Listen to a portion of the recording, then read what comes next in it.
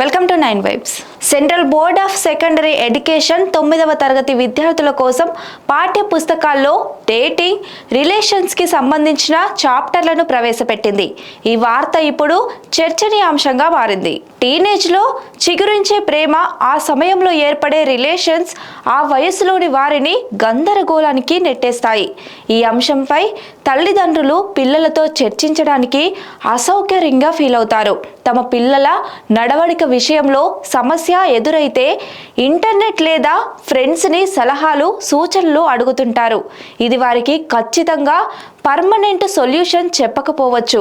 ఈ అంశాలపై చర్చించడానికి పాఠశాలలు అవగాహన కల్పించడంలో ప్రముఖ పాత్ర పోషిస్తున్నాయి. ముఖ్యంగా భారతదేశంలోని central board of secondary education ఈ దిశలో ముందడుగు వేసింది.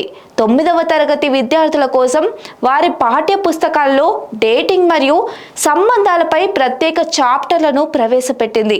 Ghosting, cat fishing, cyber bullying వంటి ఫేమస్ డేటింగ్ పదాలకు వివరణతో పాటు క్రష్లు, ప్రత్యేక స్నేహాలు వంటి అంశాలను, కథలను ఉదాహరణలుగా ఈ చాప్టర్లలో వివరించబడ్డాయి.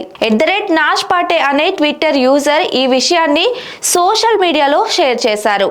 దీనిపై టిండర్ ఇండియా కూడా స్పందిస్తూ నెక్స్ట్ చాప్టర్ బ్రేకప్స్ ని ఎలా ఎదుర్కోవాలి అని పెడితే ప్రయోజనకారిగా ఉంటుందని సూచించింది. సిబిఎస్ఈ చొరవకు నెటిజన్లు ఆశ్చర్యం వ్యక్తం చేయడంతో పాటు ప్రశంసలు కురిపించారు.